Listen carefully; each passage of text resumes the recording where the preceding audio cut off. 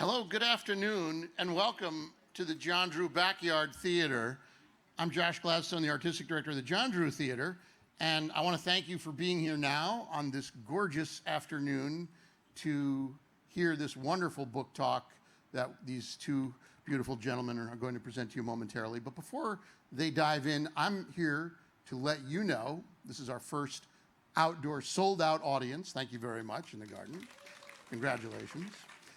We have a really dynamic season coming your way, both in the garden and occasionally off-site at places like a farm in Deep Springs where American Ballet Theater dancers will be performing overlooking Gardner Bay. And we're going to be doing dance with Robert Wilson introducing right here in this parking lot. There's some remarkable programming. If you like book talks, Ralph Gibson and Marty Cohen have a book talk coming up of Sacred Lands, which is a gorgeous pictorial that Ralph created. We have Amanda Fairbanks with the Lost Boys of Montauk coming, a gorgeous read also. Walter Isaacson will be here on the stage talking about his newest biography. And we have some other amazing artists that are coming our way. If you're a music fan, we are excited to welcome back to the stage G.E. Smith with his portrait series. G.E.'s producer and friend happens to be here, but I won't out her, but I see her over there. July 5th, 2 concerts. Jim Weeder, an amazing night of guitar. If you are into the arts, as you probably are if you're here at Guildhall, there's a very well-known artist or two that are going to be here on the stage later this summer. Her name is Laurie Anderson. She'll be here with Julian Schnabel giving a talk. The date of that, I would be a much smarter man if I could remember off-site. Does anyone out here remember? Was it? I think it's July 25th, maybe? It's on our website, guildhall.org. Everything is on our website, guildhall.org, including the menu for our new concession stand. The first time in 90 years, celebrating our 90th anniversary, where we actually have a liquor license. So please, pop in, get a drink. It will make all the Ram Dass stuff go down easier. This book, by the way, is also available at that concession stand for just $55. This is it. This is the 90 years encapsulated in one remarkable volume put together by Andrea Grover, our executive director. This book is genuinely beautiful. So I would urge you to take a peek at it. Take a look at guildhall.org. Comedians like Mike Birbiglia and Colin Quinn will be here. Joy Behar will be here. Susan Stroman, the Broadway Tony-winning director, will be here with an evening. Nathan Lane will be here. I mean, it's an unbelievable lineup, frankly, for this little 16-foot plywood deck. So come back. And now, enough plugging. It is my great pleasure to welcome to this book talk these two fine and erudite gentlemen, Rameshwar DASS and Robby Stein.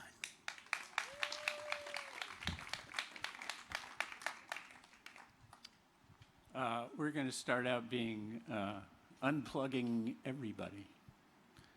We'd like to do 2 minutes of pure silence. So I'm going to do what I do best, which is ring the bell, and then I'll ring it again in 2 minutes. So the instructions are, forget everything.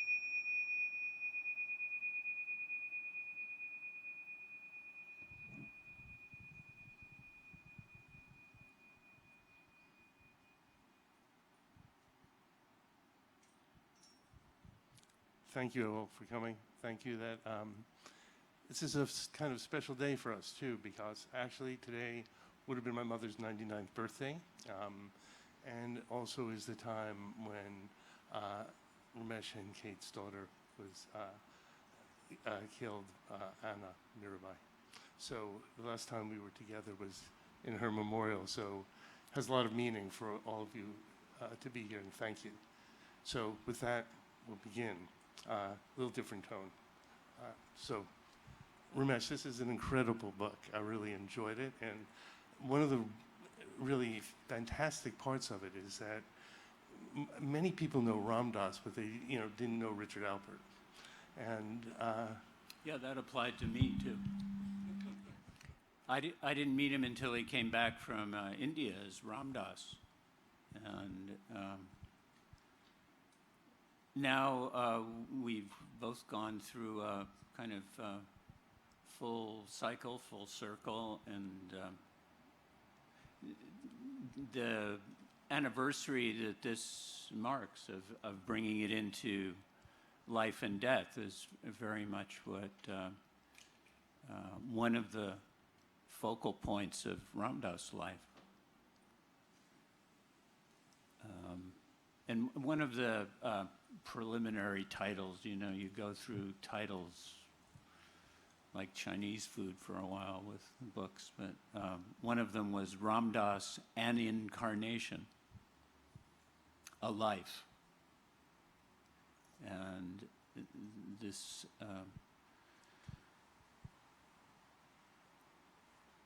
that was one of the real changes in perspective that I think occurred for him and for me over the time that I knew him. And when I was out working with him on this book when my daughter was killed.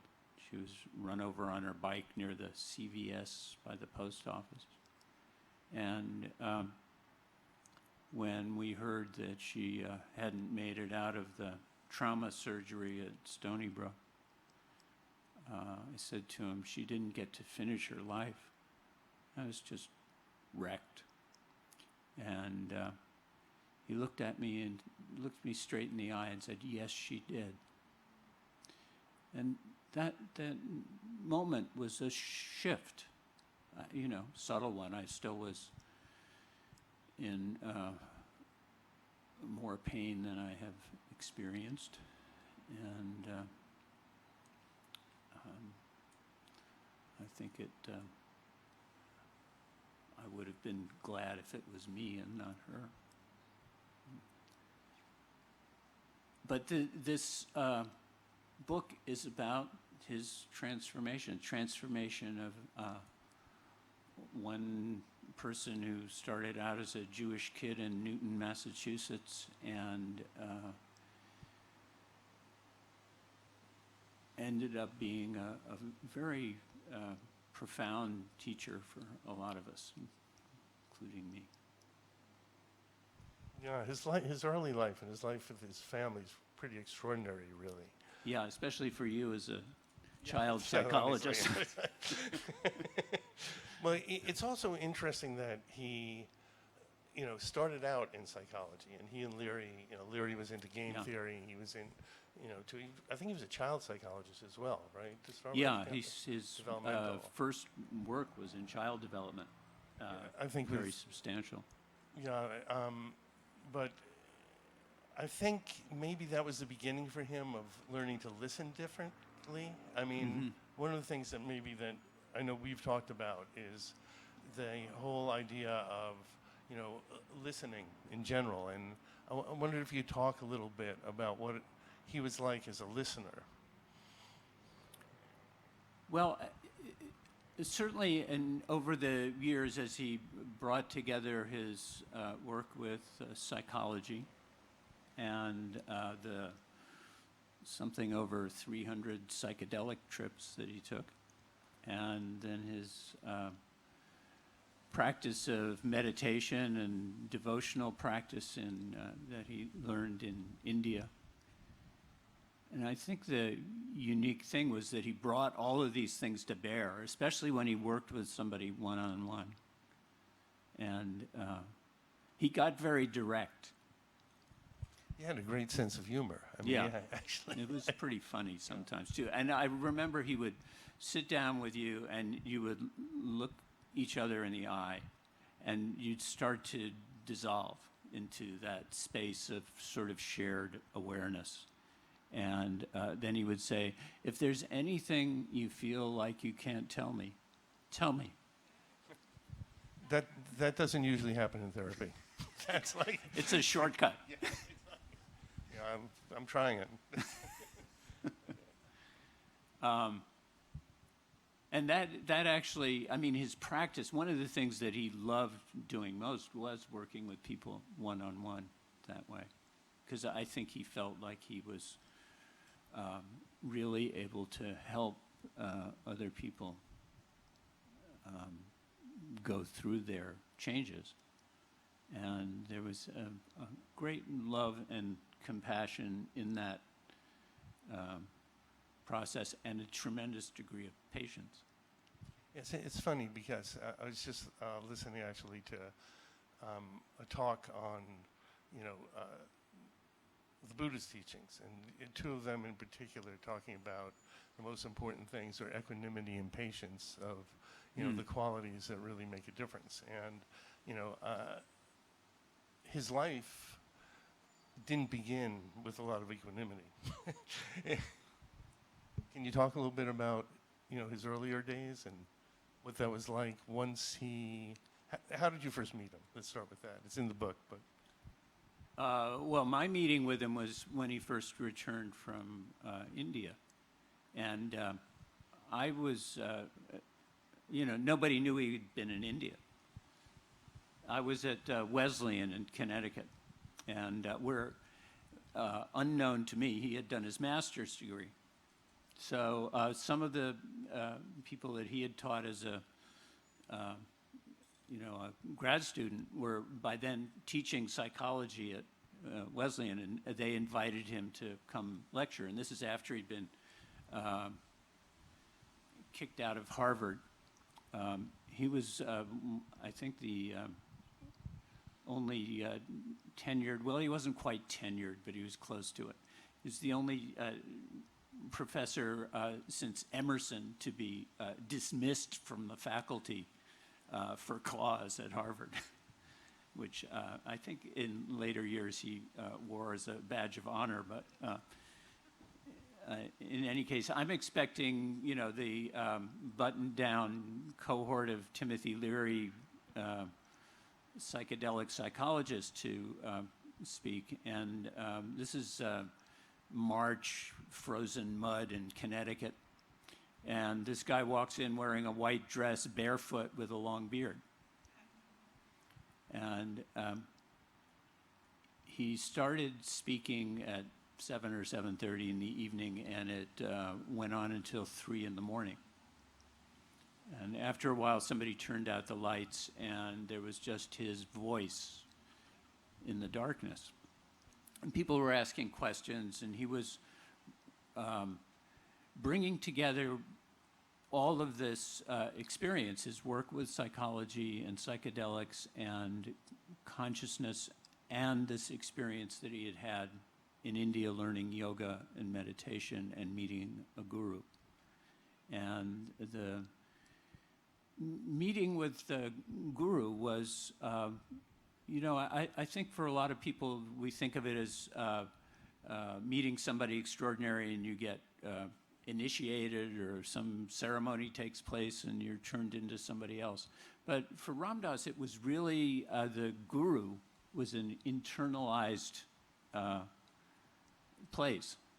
And for that reason, when our guru, because I went to see him in India subsequently also, and when he died, Ram Dass really, the relationship changed, but not that there was still a relationship.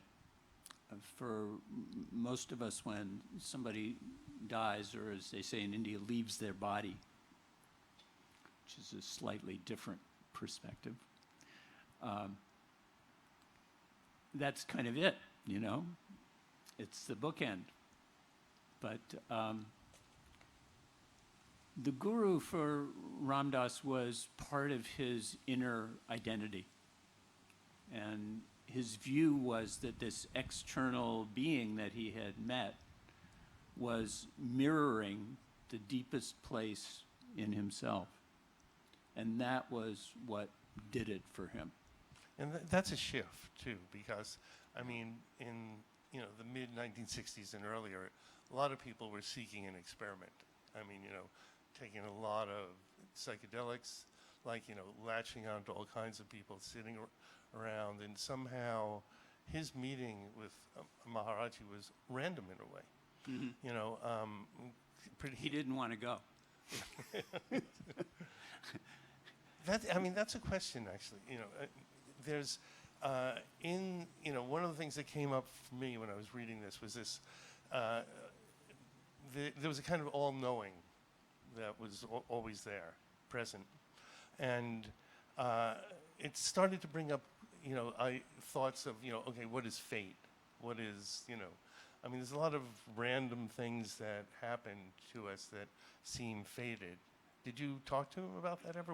What did you two talk about around that? What did we talk about? Exactly.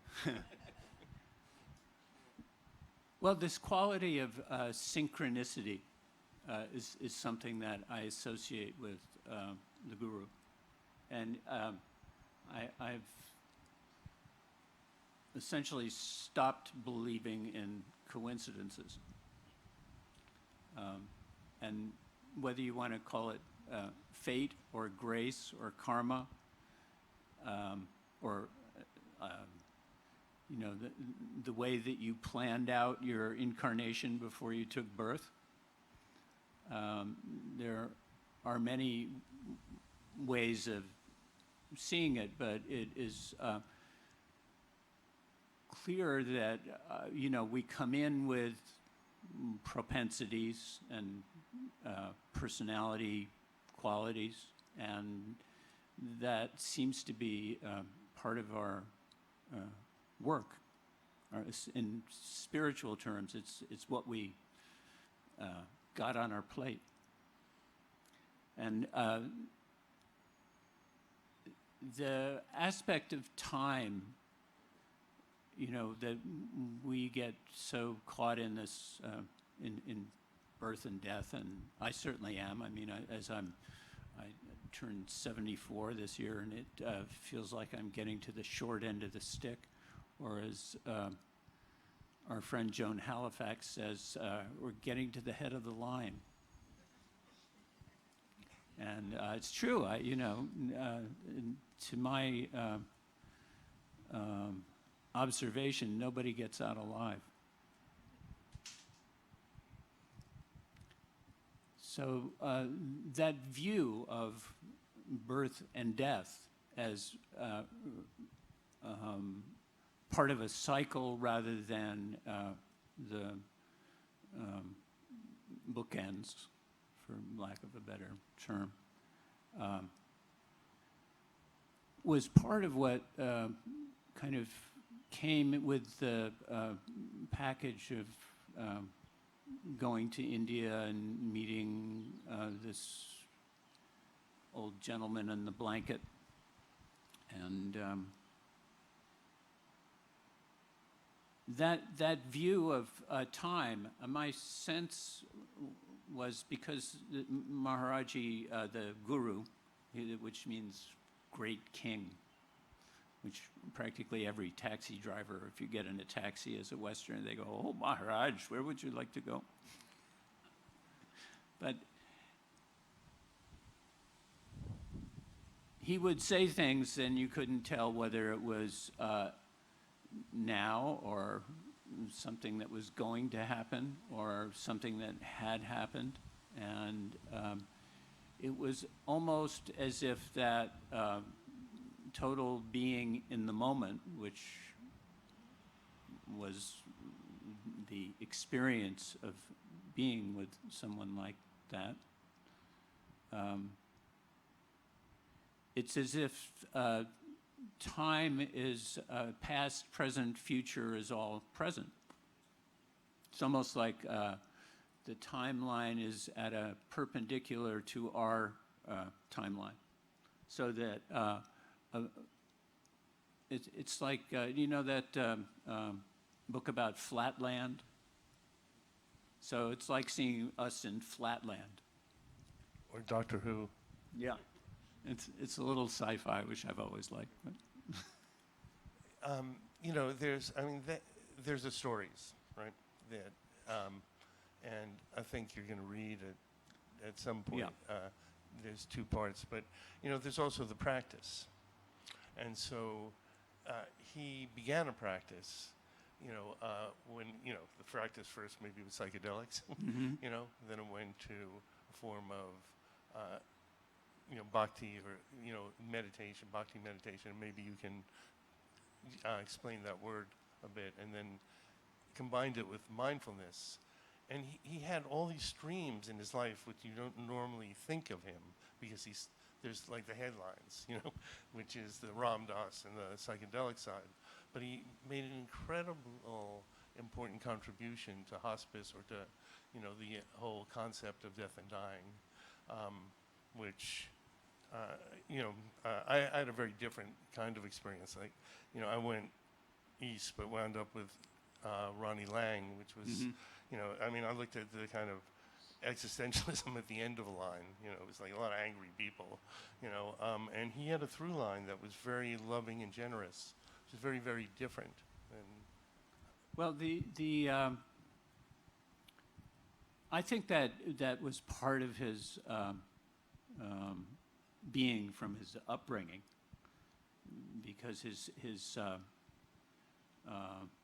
father taught him about social service, although it was also social climbing, I think, in the case of his father. But when he was given the name Ram Dass, Das means servant. So we're all in the servant class. And that was very much a part of the practice. And people would ask Maharaji, the guru, about, you know, how do you get enlightened? How do you raise your kundalini? You know, the serpent power that it takes you into full consciousness, cosmic consciousness. And he said, feed people, serve people, love everyone. And that was kind of the extent of his teaching often, too. It was pretty simple. There was also one period when Ram Dass first came back to India, the second time that he came, and I had already gone there with two friends, Danny Goleman and Krishna Das, who does the chanting. And we had been with Maharaji, and this, well, I don't know if there's time to tell all these stories, but they're fun. A film crew came through of people who were doing a film about New Age spirituality, and it included Pir Vilayat Khan, who was the head of the Sufi order. So they came through, and I had worked in California as a gopher on this film. You know what a gopher is? They ask you to get something, and you go for it. So I was the gopher. And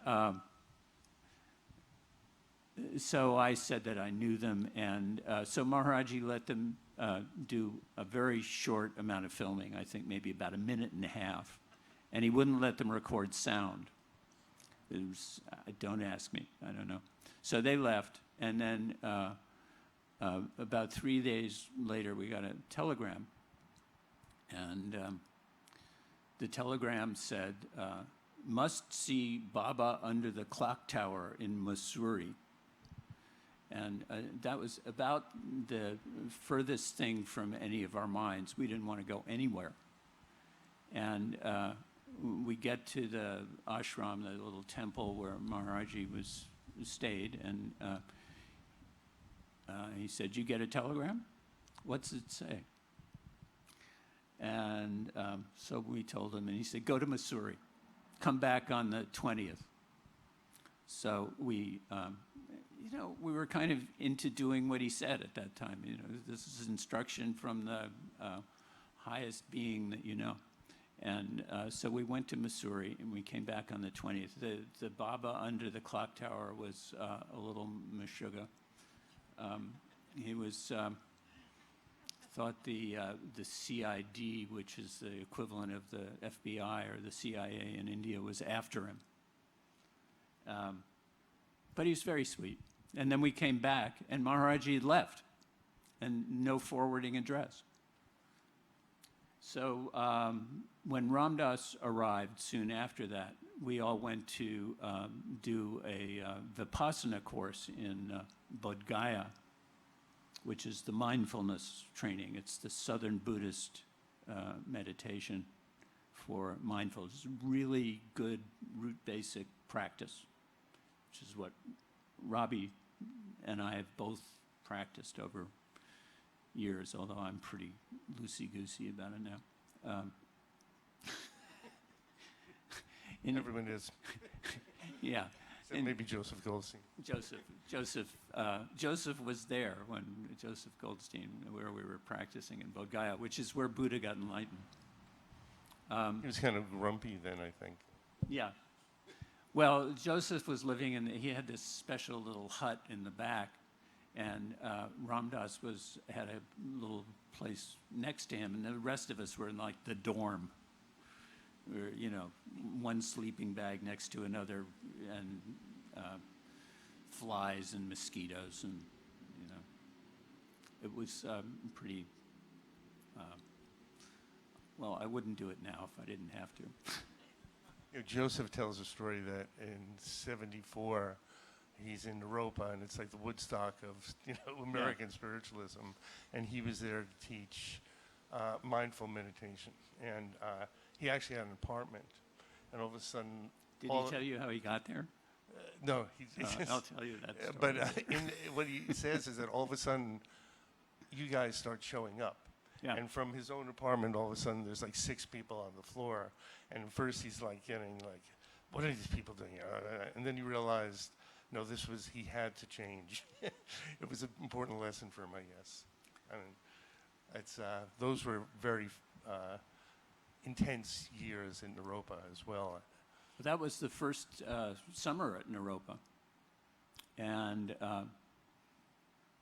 how Joseph got there was he was on Telegraph Avenue in Berkeley after he'd come back from India, and he was looking for a bathroom.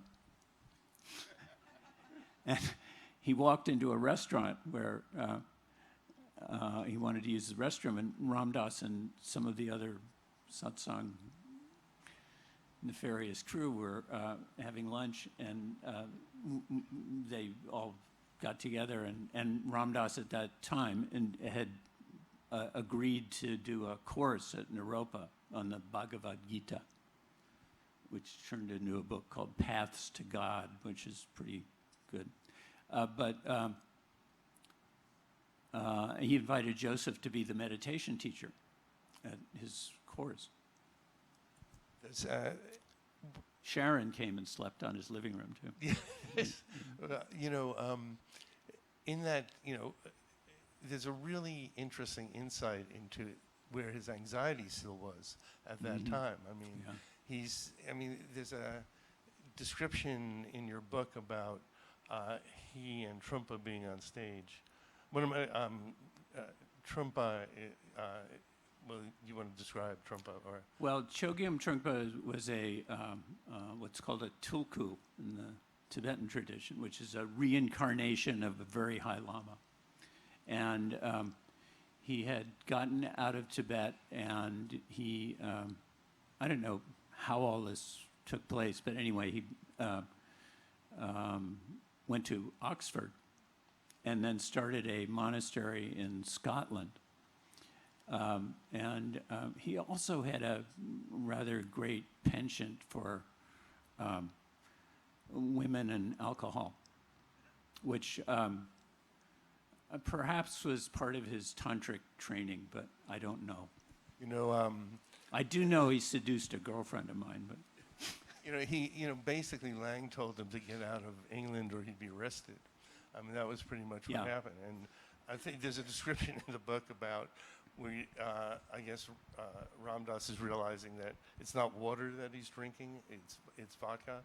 yeah, it was And, either vodka or sake yeah, most of the it time. was but the insight into it, or the vulnerability around it, was that he still had like an angst in that academic world. Like, Yeah, well, because Trungpa was an Oxford Don, and Ram Dass was a former Harvard professor. So it was this first summer at Naropa was Harvard versus Oxford. And Ram Godzilla. Dass did more preparation for that course than practically anything else he ever did.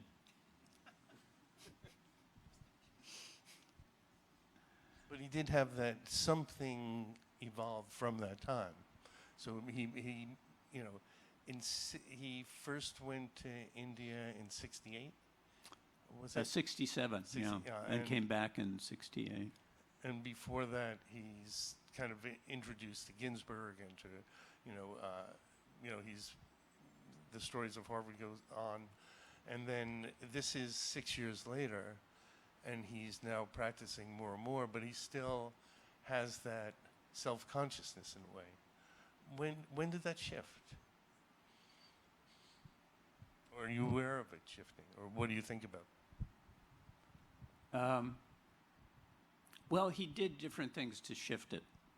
And sometimes he would smoke some marijuana before a talk. And sometimes he was meditating a lot, doing rather intense practice. And but he had learned to break through that anxiety. He actually did his doctoral thesis on that performance anxiety.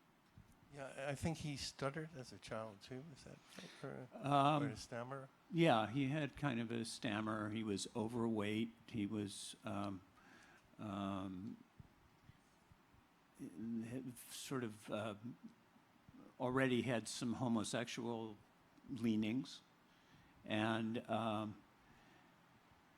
his upbringing, that early adolescent time was really hard for him. And some of that came out in the book in ways that surprised me because I hadn't known about it, but especially his relationship with his mother was really intense. She was a pretty dominating person, and only when she was dying did they really come to a meeting of souls.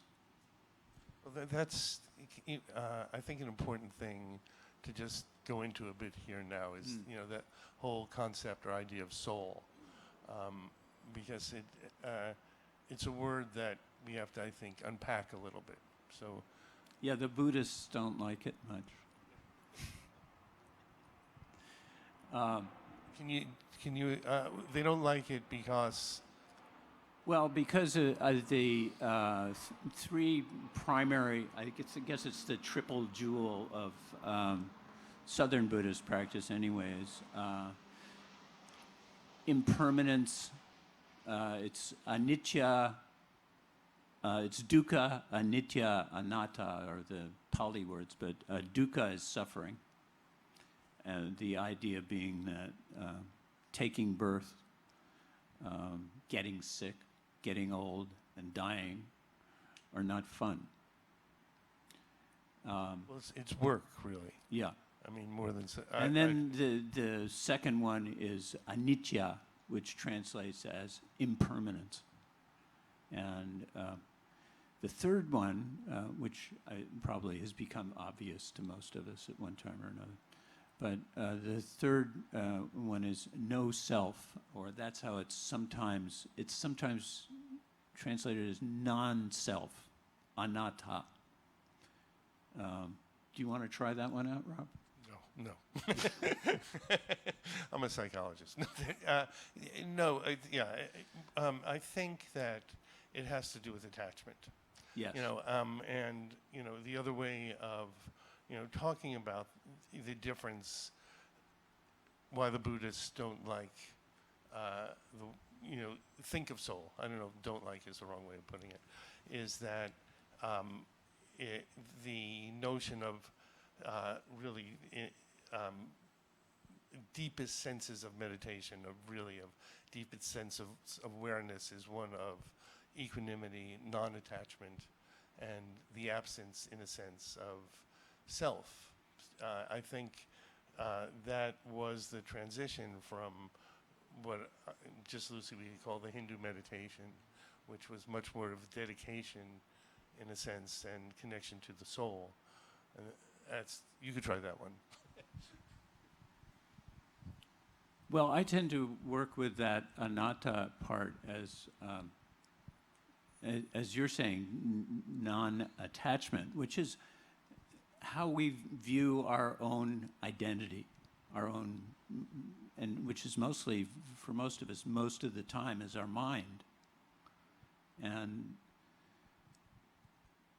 rather than being identified with our thoughts, the Cartesian, I think, therefore I am, the Buddhists see that as a mistake.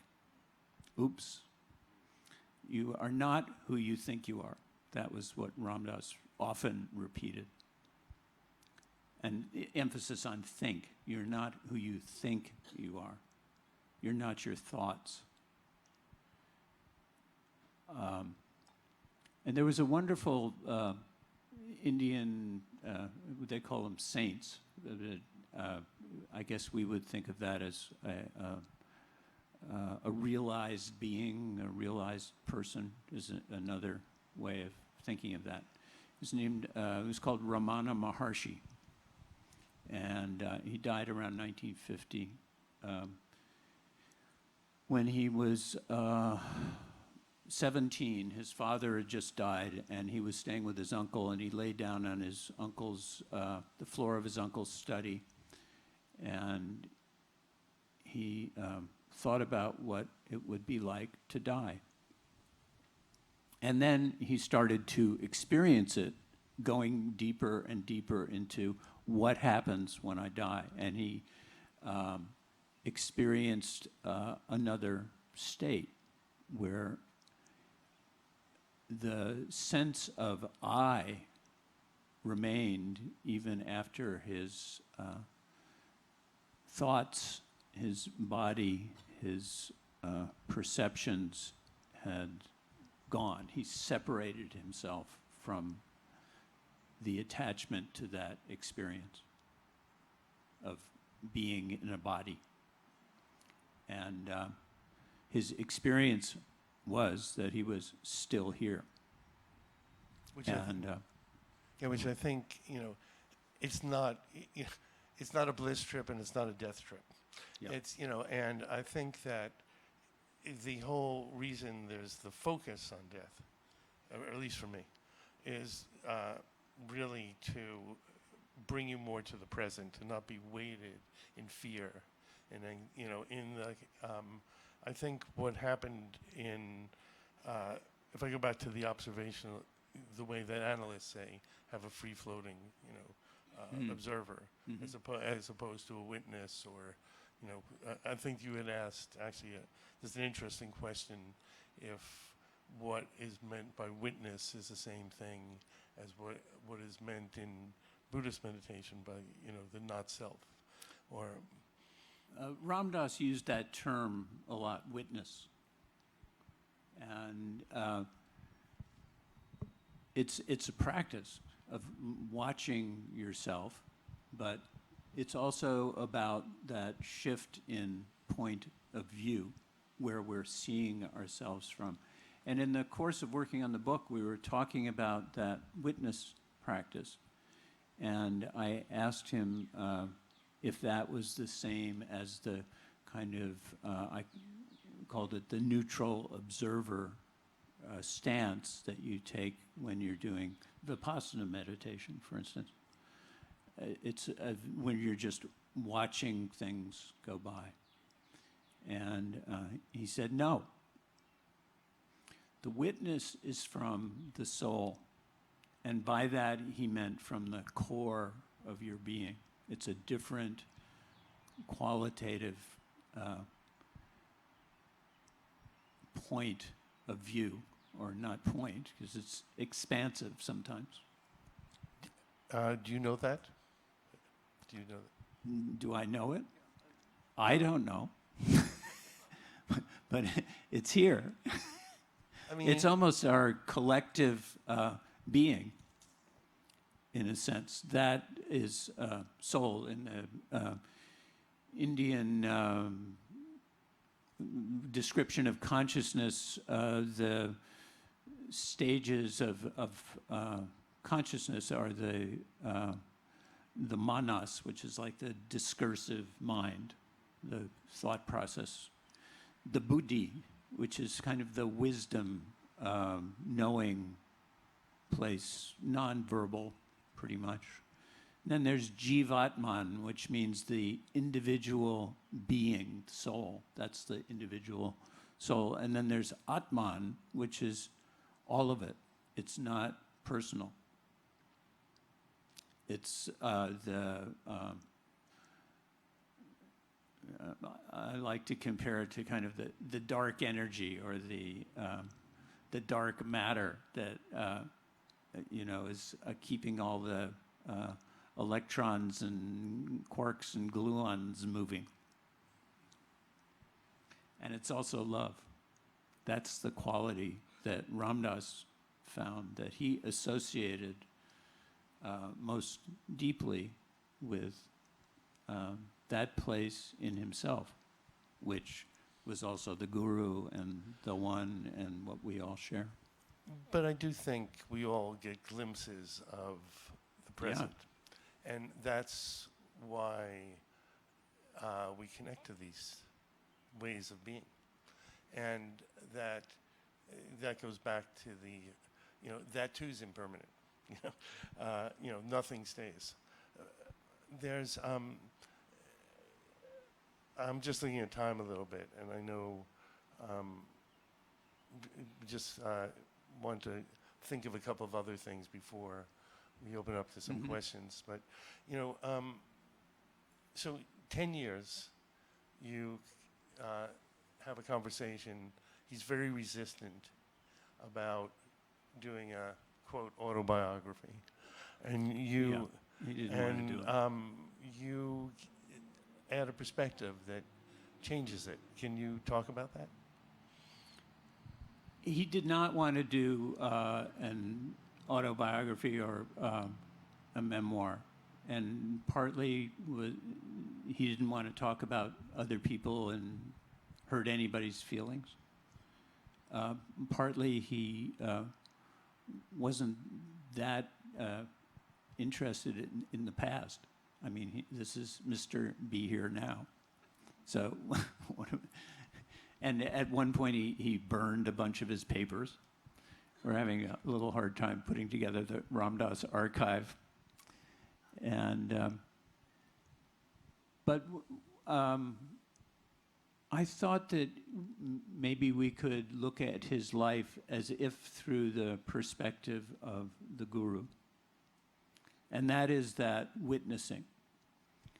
And what occurred in the process, and it was, I think that especially as he was going through his early childhood stuff, he used to call it his stuff.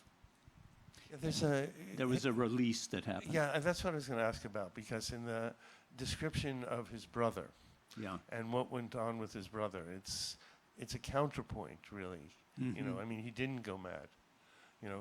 His brother really suffered from, significant, emotional storms, and that there was a kind of recounting, in a way. I wondered, you were just talking about it, but I did think about it. Well, The Indian idea is that when you go from birth to birth, you carry these subtle traces of your karma. I mean, we think of karma as action and reaction, but it's way subtler than that. I don't understand it. I certainly know that. But I think the traces of what we accumulate through our experience leave a subtle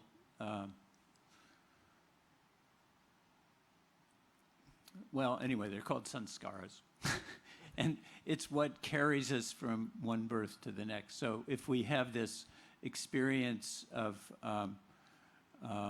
needing more love, that may be what we're drawn to complete in the next birth, and the next birth, and the next birth, and the next birth. Each time you take a birth, the idea is that this veil of unknowing descends as you take birth. And some people remember more than others. Me, I don't know much. But it resonates for me as how things are anyway. So. Maybe we take some questions now? Yeah. Or does anyone have anything they'd like to ask? Or There's a mic, I think, that circulates. Is that? Yeah. Okay. Richard, you're up. Thanks, Robby and Ramesh. Could you talk a little bit about your perspective on the connection between psychedelics and spirituality? You know, whether it really is a vehicle, it serves some purpose, you know, to get to some other higher consciousness or not? Well, I haven't done any of that in a long time, but it definitely opened things up for me. And I think that for many people, and many of the folks that I was with in India got there through psychedelics, as did Ram Dass. And I think it is a case of it can give you what in India is called a darshan, a view of that unitary place, of that deeper harmony of your innermost being. You know, the problems which Ram Dass talks about and really encountered over that 300 trips that he did, is that you come down, you come back. And that's that discontinuity, for him particularly, became a source of despair. So Alan Watts has a great phrase about it, which is, when you get the message, hang up the phone. you know, Richard, one thing that's sort of back then, back in the 60s and early on, I mean, it was like no one knew what they were doing. In fact, in the beginning of the book, quite a bit is, you know, these are, you know, psychonauts, you know, running around. I can just, this is one tale. Just before the pandemic, I went on an 8-day silent retreat. Someone asked me if I had ever gone on a silent retreat before. First time I went on one was in Iona with, there were 8 of us. One of them was Francis Huxley, there was Ronnie Lang, and we were silent, but someone was reading the Tibetan Book of the Dead the whole time, and we were just taking psychedelics, because there was this idea that somehow there'd be transcendence. You know, there was like a, you know, breaking the sound barrier. Didn't work, especially for that lot, but it was,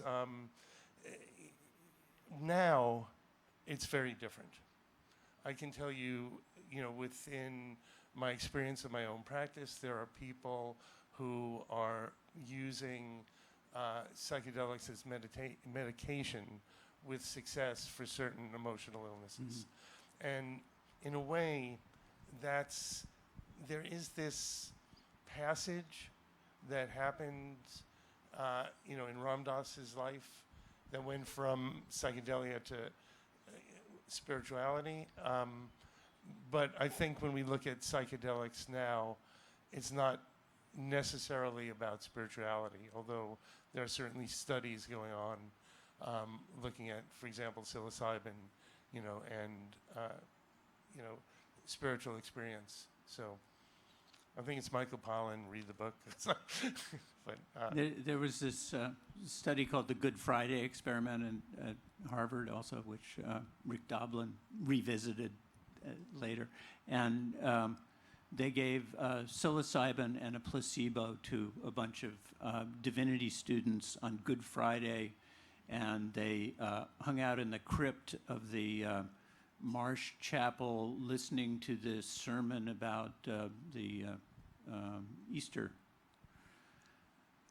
by a very inspired preacher. And the ones who had the psilocybin predominantly had the most profound religious experience of their lives. The people who had the placebo got a brief buzz. They got niacinamide, I think niacin, which gives you kind of a flush, and then nothing happened. So these are definitely tools, but the main thing that I think that Leary and Alpert in the psychedelic work contributed is what they called set and setting. And it was your intention and how you guide your journey. And that could be deeply spiritual, or, you can have a party. But interestingly, the Tibetan Book of the Dead became their model for the psychedelic. It was the book that they turned into the psychedelic experience. And that was brought to them by Aldous Huxley. And Bob Thurman, who's a wonderful Buddhist teacher who was actually part of their Newton commune and used to visit in Millbrook and married Tim Leary's ex-wife. This goes on. But he does a wonderful teaching about the Bardo, the Tibetan Book of the Dead, those states. And interestingly, he calls this a Bardo as an in-between intermediate state of consciousness. Seems pretty solid, but.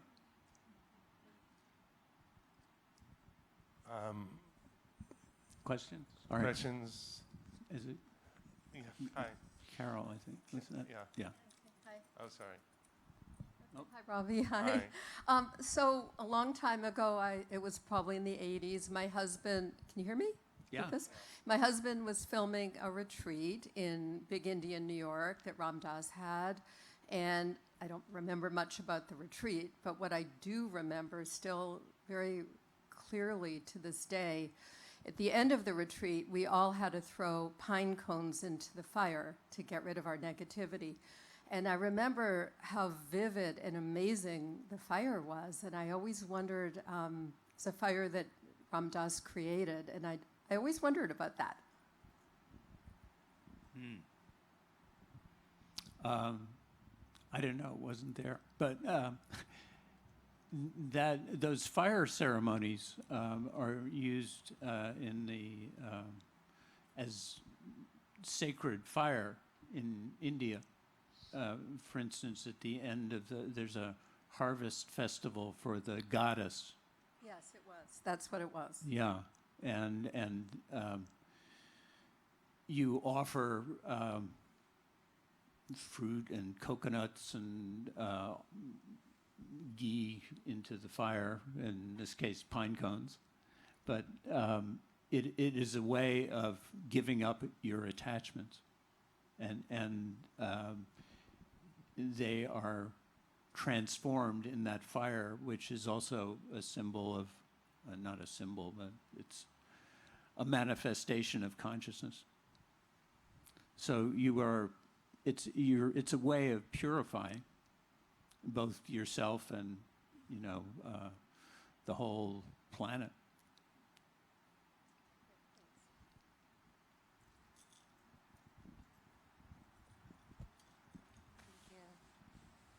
Thank you. In the introduction to Still Here, Ram Dass tells a story about being on a train and being offered a senior citizen discount, and at the same time he was talking about not having an ending for the book and where aging and dying and death would settle. And I wonder, in your talks with him, if he ever thought or acknowledged that his intentions changed in his life at that time, that he brought this stroke on so that he could understand and feel from a different way to complete his service. I wondered if you had any thoughts, if he discussed that. Well, he went through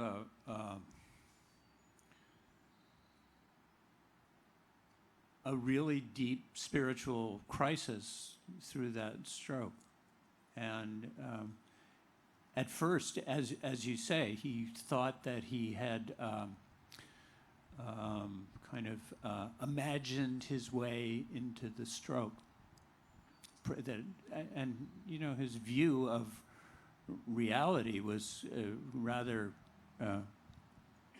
fluid anyway from psychedelics, and he knew how we project our reality. So that was one thing that occurred to him early on.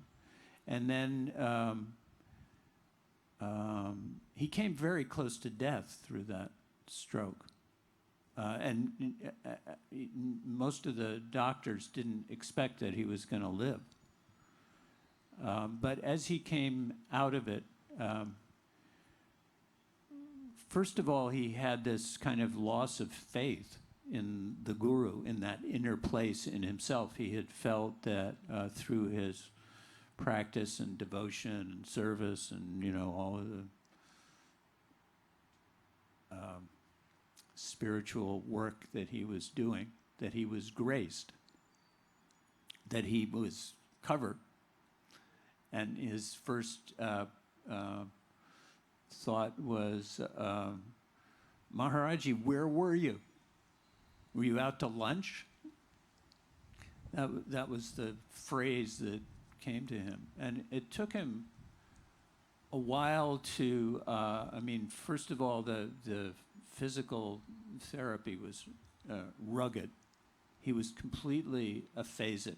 He lost his power of speech completely for some time. And this is the master storyteller. And slowly he got it back, but never to the point of being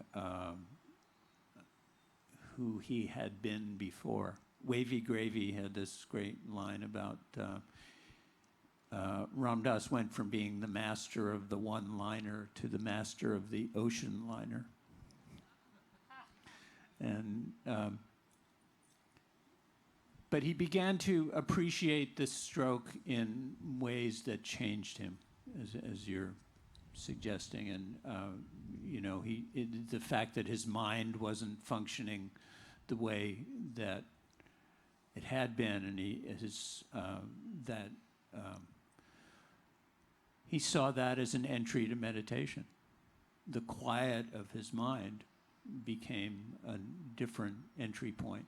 And all of the activity that he'd been doing, he liked to drive a sports car and play golf and, all of the things. And he was doing a lot of service work with other people. And he went from that to needing care all the time just to be able to function. And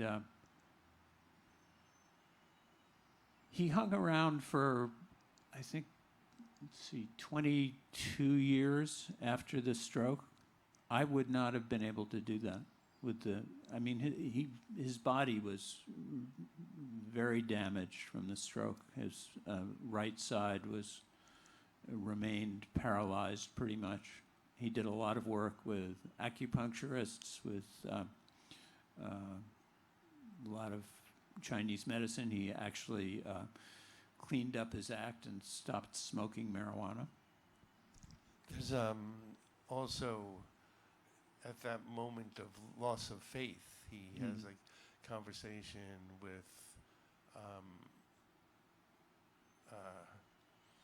woman whose name I can't remember now. Oh, in India? In India. Yeah. Who he basically said, where were you out to lunch?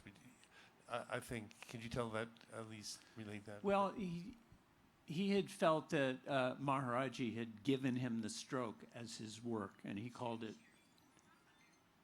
it Fierce Grace. And there was a film by our friend Mickey Lemley of that name, which shows that period when Ram Dass is recovering from the stroke. And there was a woman who was running the ashram in India after Maharaji had died, who'd been a housewife, and she was, we kind of looked on her as the mother manifestation. And when they showed her the film, she said, Maharaji would never give you a stroke. That was part of nature. That was your karma. And that, again, shifted his view of what was going on. I think in order to change, you do need something that shifts, because I do think habit and old habits can take over. Yeah. You know, especially in depressive times. There's someone else who wants to answer a question. Sorry. Hi, and glad to be here, and just wanted to give you my takeaway, having lived at the Lama Foundation in Taos, and an offshoot commune down the mountain a little bit, knowing Wavy Gravy and Timothy Leary and Ram Dass in the mid-'70s, and he really was very beneficent and very like a reflection, very light. You know, he wore these white things, and there was a beautiful sense at that time of gathering in a loving way, except that it wasn't always like that. And so Oh, no. it's a danger to glorify sometimes the intention of taking psychedelics therapeutically with some of the random crazy stuff we did, which was dangerous and ill-advised and not thought out at all. And some of it was and some of it wasn't. But my takeaway from all of this is that without a plan and a direction for these sorts of experiments, there was a lot of hedonism and a lot of violence, I want to say, that was on the periphery of these spiritual experiments. And a lot of breaking away from some of the goodness. And if the psychedelics had not been there, not been available, which I certainly did plenty of, I think the goodness and collective garden planting and collective child care and beautiful building would have been plenty. So we can't go back now and see what it would have been without that, but it appears that Ram Dass renounced some of that once he had his stroke. And I might add that I had a similar experience since my 41-year-old daughter was born there in 1980 with no speech whatsoever. And is one of those people who has no ego. So, Be Here Now took on a very literal meaning for me, and I think I understand it as well as anyone can. Anyway, just thought I'd jump in here. Who else? Did that help you with your daughter?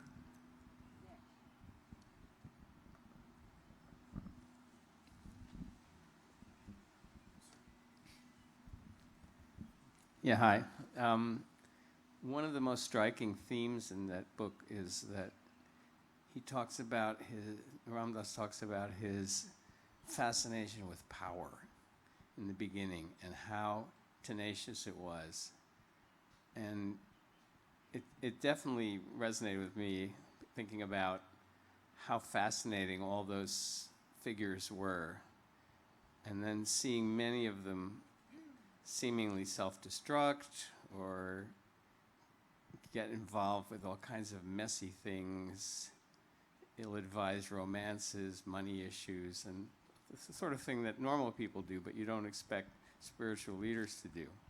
So I wonder if you could talk about your sense of how it came that he went from that love of power to the power of love, to use a cliched expression. You know, was it something that happened as a result of a particular point in his life, or did he just gradually come to realize that the power thing was empty?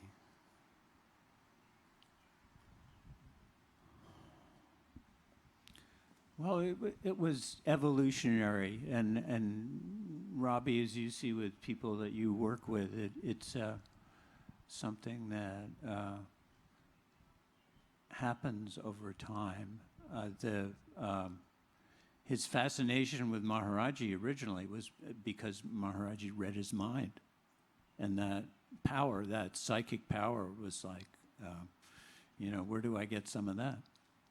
And especially coming out of psychology and how the mind works, the understanding of what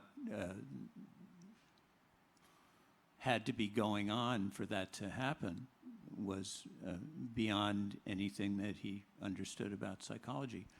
But the trigger that happened with Maharaji, and I didn't get around to reading this patch, but it's in the book,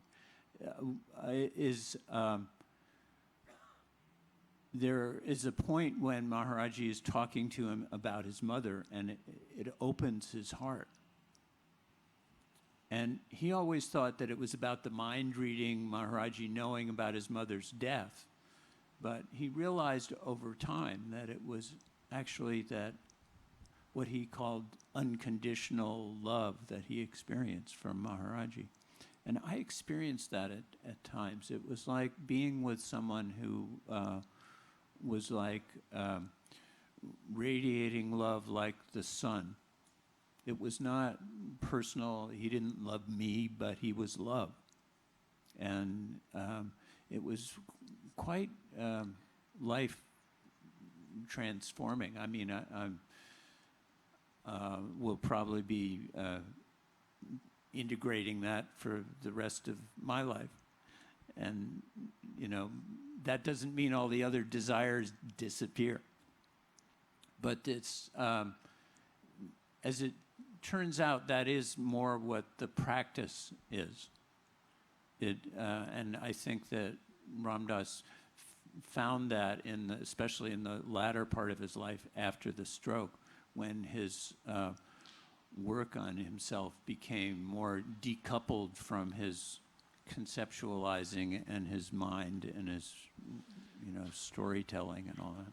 Yeah, I want to, we're very used to the idea that things develop, but sometimes, one of my favorite lines of Beckett's Analyst is, sometimes the light surprises a Christian. And there are moments that awaken us, and then it's about, what we do with those moments. But I also wanted to go back to what the woman who was talking before, who was in Taos, because there's an important element to now. a lot of the behavior that existed before could not, would not, and should not happen now. I mean, there's no question. I mean, Trumpa, for example, really couldn't behave in the way he did. I mean, if you read about Ram Dass's life, there's privilege. It's definitely a white privilege life, and that's also kind of what's amazing about his life, is that he didn't get stuck in it. He somehow, I think the significance of changing from Richard Alpert to Ram Dass is that he became, in a way, anti-racist, and it's kind of an understatement to say, there was a lot of bad behavior. I mean, I was involved with people way back at Drop City, and when that Life magazine article came back, they were all idealized, and half of them became bank robbers. I mean, so it was a different time, and we can't confuse it with now. And I think the thing that seems very like a blessing for at least your daughter is that I don't know where neuroscience would have categorized her now, where maybe openness may have been more helpful to her then. I don't know. Pardon? There's a way in which when we silo and categorize behaviors, we go down pathways that make things that are like grasping and rigid, and don't listen to the people around them in the same way. And no, I think it's what we do now. I think that that's problematic in, the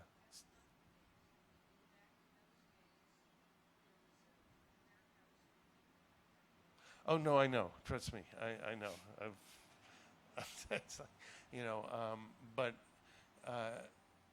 there was no happy or healthy places for, anything like that. Anyone suffering in that way. But when another conversation for another time. Sorry. I just wanted to bring out the fact that, what's going on now is very different than then, and there's a different kind of social awareness. Another question? Based on what you just said, so without the psychedelics, would there have been a Ram Dass and a Timothy Leary? Or would they have found another level of consciousness using some other means? Don't know. Well, the only thing that I could say is that, when we look at the whole experience of psychedelics going east, people in the United Kingdom certainly had been going east for many, many decades. And we're really talking about the evolution and change of awareness in America, but there was different things going on in different parts of the world. And some of that was stimulated by psychedelics and, to some extent, but in other cases there was a way in which cultures were and have been melding. And I think one of the important aspects that I got out of reading this book and also thinking about is the times we live in this convergence of Eastern and Western. So my feeling is aspects would exist without the psychedelics, Sure. but it's not the same. If you think of this whole social evolution as an evolution of consciousness, whether it is triggered by a drug or that transfer of practices which has occurred from the East. And, these things keep going around. We're sending technology to India. You call Dell and you get Delhi now. But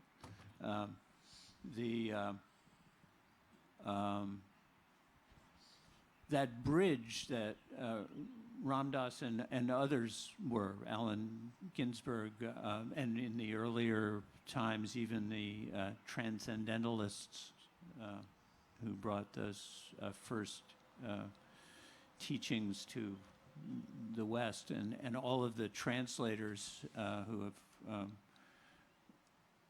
changed our way of seeing things. I think it's more about that, again, that evolution of point of view and how we see things. And that is changing all the time. That is that impermanence, but it's also, I think, when you look at this cycle of birth and death as an evolution of consciousness, that's just a helpful way of seeing our own journey in a way. Is that useful? I don't know. Taylor and then Michael, then maybe stop. Okay. You open this with, the most profound admission of your loss of your daughter and Robby's mother's birthday. And I have, in my own experience, noticed that when people pass, there's a crystallization of them and this kernel of beauty that is effervescent. And sometimes it's there for a few months longer, and then sometimes it's just gone. And I was just wondering, with your courage to speak about her, I can't help but think that she's here with us right now and that your mother's here with us. And then I wondered, when Ram Dass passed, if you felt that thing I'm trying to describe that I've experienced several times with close losses of mine, with him.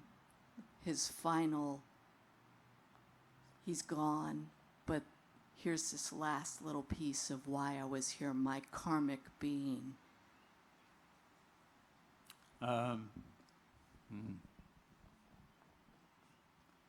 It's a mystery, isn't it? I mean, that body, no body is the biggest mystery that we can tackle. And I can only speak from, what my personal, I don't even want to call it an experience, but the feeling I have is that nobody goes anywhere. And Ram Dass is still very much a presence. And it's very curious that in the year after he died, I've been, working on this memoir kind of nonstop, and I almost feel like I'm inhabiting him in some way, or he's inhabiting me, and that there is that current of his presence continuing. And I found the same thing with my daughter. This is a brief apocryphal story, but one of the, there was a guy from Montauk who is an EMT who I spoke to after she was killed, maybe a month after, and he had been driving through town when he heard the call on his radio, and he was with his wife and son. He says, okay, if I stop and see if I can help. And she had been pulled out from a bunch of local guys, lifted this SUV off of her and got her out from under this car. And she was lying on the pavement and the ambulance hadn't come yet. And when he saw her, she opened her eyes and looked at him, and he said her eyes were electric blue. She didn't have blue eyes. She had brown eyes. And then the ambulance came, and he helped get her into the ambulance, and she was airlifted to Stony Brook. But I had this experience in India with Maharaji, in 1970. I went on my own to the ashram early one morning, and we all used to go on the bus, and he wouldn't allow us to come very often. It was sort of, and I get there, and no one else is there, and he was sitting out on his bench, which was a sort of a wooden bed, and I sat down in front of him, and he looked down into my eyes, which this never occurred. And his eyes, he had very long lashes, and you hardly ever even saw his eyes. And I had this experience of his eyes being like electric blue, like this arc of electric energy. And I started to go out and out and out. And at some point, I had the thought, I'm going to die. And he stopped. But that place was like cosmic energy or something. And when I heard that from that guy about my daughter, I knew that she was not in her body at that point. And I have felt her as that, some kind of energy or presence since then. Mostly if I'm in some sort of meditative state, but I don't experience it all the time, and I'm still miss her like crazy. But. Thank you.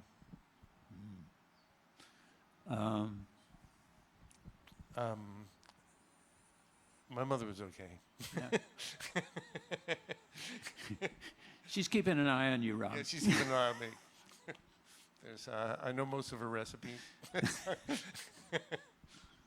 But I do actually, I was very close with my grandmother, and when she died, I had said to a friend, I wish you had known her, and her comment to me was, I do, and of course she never did, but because I see her in you. And there are these, the reflections I think that we all have. And, that is before, the neglected understanding of the time of psychedelia and where it led to really has also led to the hospice movement. And she died at the Canna Center, and I wasn't with her, I was with my father, but the Canna Center in some ways is part of that whole tradition that came out of the work that Ram Dass did with Joan Halifax and Catherine Kubler-Ross, and we can think of other things, but that really is a lasting, very meaningful connection. So I don't know if there's anyone else, but if not, I think. Are we hitting our time limit? I think, well, it's 6 o'clock. It's like, it's Yeah, we're feeding right time there. at the zoo. There's We're going to do a brief one-line Buddhist chant, which is the end of the Heart Sutra. And it goes, let me give you the English approximation first, which Robby and I have different versions of, but it is gone, gone, gone beyond going into that complete consciousness, gone, swaha, which is the last word. So it's Gate, gate, paragate, parasamgate, bodhi, swaha.